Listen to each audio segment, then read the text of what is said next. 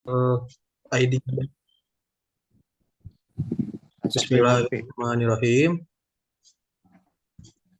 Assalamualaikum warahmatullahi wabarakatuh. Kami dari kelompok 4 mata kuliah literasi digital akan menyampaikan sebuah presentasi yang berjudul Membuka Peluang bagi UMKM atau Membunuh Pelan-pelan. Yang dimana anggota kelompok 4 terdiri dari Lerina Amelia, Perkenalkan, Marsha Dia Marseli, Mairaisya Saifullah Putri, Julio Caesar Fernando, dan Emra Rizky Atala. Untuk perkenalan selebihnya bisa diperkenalkan oleh masing-masing perorangan. Dari Lerina Amelia dulu. Silakan. Perkenalkan, nama saya Lerina Amelia, NPM saya 23 10.015.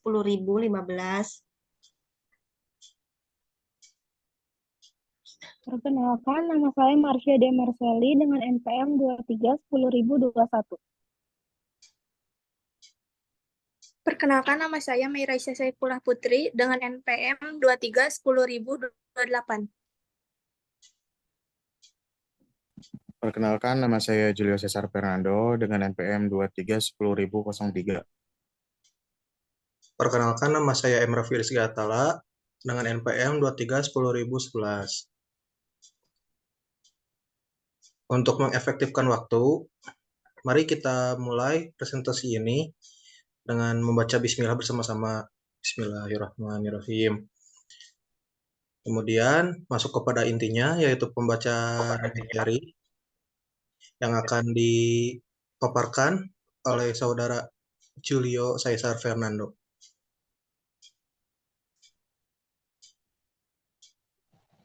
Oke, di sini yang pertama adalah apa sih keuntungan TikTok dengan media sosial lainnya seperti Facebook atau IG maupun Twitter.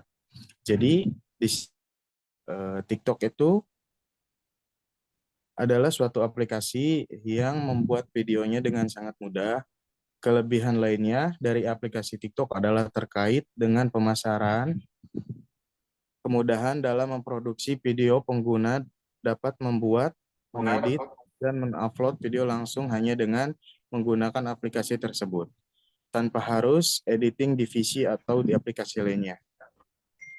Boleh dilanjut, Rafi? Terima kasih kepada saudara Julio. Selanjutnya, materi yang selanjutnya akan dipaparkan oleh saudara Lerina Amelia. Apa sih keunggulan TikTok? Keunggulan TikTok adalah menjadi pionir dalam beberapa aspek industri, media sosial, dan hiburan. Beberapa produk lain telah meniru keunggulan TikTok, termasuk format video pendek yang populer, algoritma pemetaan konten yang canggih, tantangan dan tren yang menarik, kemampuan untuk menambah musik ke dalam konten, dan kemitraan dengan selebriti dan tokoh terkenal. Persaingan ini telah menghasilkan inovasi dan pilihan yang lebih baik bagi pengguna industri media sosial. Udah. Baik, terima kasih kepada saudari Lerina Amelia. Untuk yang materi selanjutnya akan disampaikan oleh saudari Marsia. Waktu dan tempat dipersilahkan. Lalu yang ketiga ada mengapa dampak TikTok disejajarkan dengan opium. Dampak TikTok seringkali dikaitkan dengan opini karena platform ini memungkinkan pengguna untuk dengan cepat menyebarkan pendapat, ide, dan tren melalui video pendek. Opini yang disampaikan melalui TikTok dapat memiliki dampak yang signifikan karena popularitasnya yang besar, terutama di kalangan generasi muda. Facebook dan Twitter juga memiliki pengaruh yang besar, namun pendekatan dan formatnya berbeda. Twitter memungkinkan pengguna untuk berbagi pikiran dan opini dalam bentuk teks pendek, sementara Facebook memiliki berbagai jenis konten, termasuk teks, gambar, dan video. Meskipun Facebook dan Twitter juga mempengaruhi opini publik, TikTok seringkali menjadi sorotan karena kemampuannya dalam memicu tren viral dengan cepat dan mengaruhi opini dalam waktu singkat. Kreatif penting untuk diingat bahwa setiap platform sosial memiliki pengaruhnya sendiri dan dampaknya tergantung pada konteks, audience, dan jenis konten yang dibagikan. Semua platform ini dapat mempengaruhi opini publik meskipun dengan pendekatan yang berbeda. Terima kasih kepada Saudari Marsha.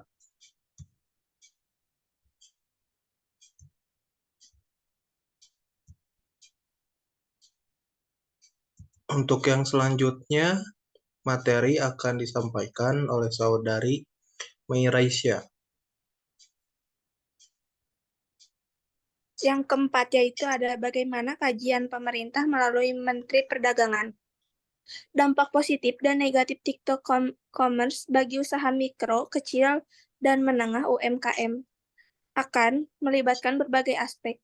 Berikut adalah beberapa hal yang dapat diperiksa dalam kajian. Dampak baik bagi TikTok Commerce bagi UMKM. Yang pertama yaitu peningkatan pasar. Kajian dapat mencari tahu apakah TikTok Commerce membuka peluang pasar baru bagi UMKM, terutama dalam hal menjangkau konsumen yang lebih luas. Yang kedua yaitu peningkatan penjualan. Perkiraan tentang peningkatan penjualan dan pendapatan bagi UMKM melalui TikTok Commerce dapat dianalisis. Dampak buruk bagi TikTok Commerce bagi UMKM. Yang pertama yaitu keamanan data.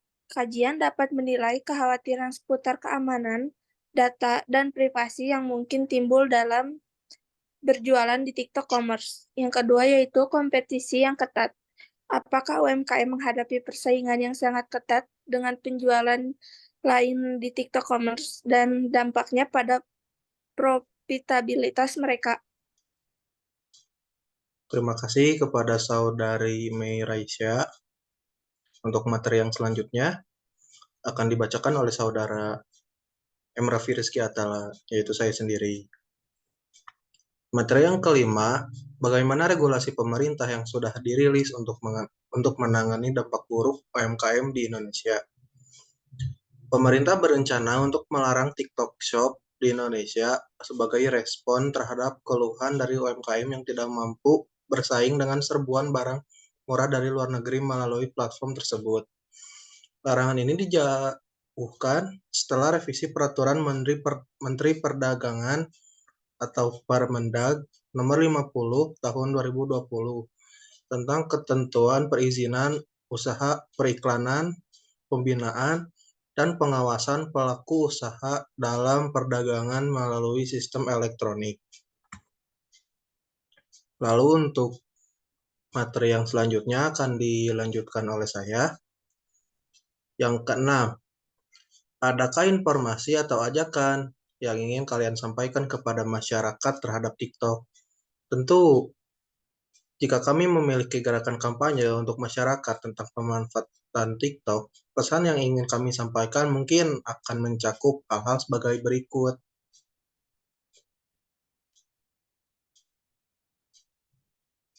Nomor 1, kreativitas positif.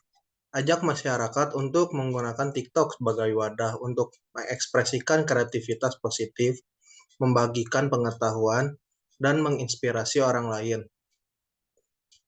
Lanjut ke poin yang kedua yang akan disampaikan oleh Saudara Julio. Baik, untuk poin kedua yaitu kesadaran dan etika. Edukasi penggunaan tentang pentingnya kesadaran diri dalam menggunakan platform ini, termasuk etika berbagi konten, menghormati privasi orang lain, dan menghindari penyebaran informasi palsu atau merugikan. Dan yang ketiga, pendidikan dan informasi.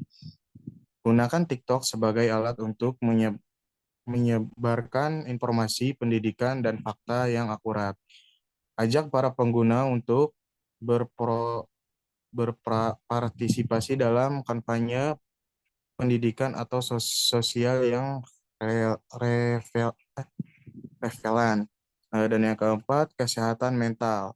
Tekanan pentingnya kesehatan mental dalam penggunaan media sosial untuk menyadari dampak emosional dari pengguna yang berlebihan dan mengalahkan budaya positif di platform.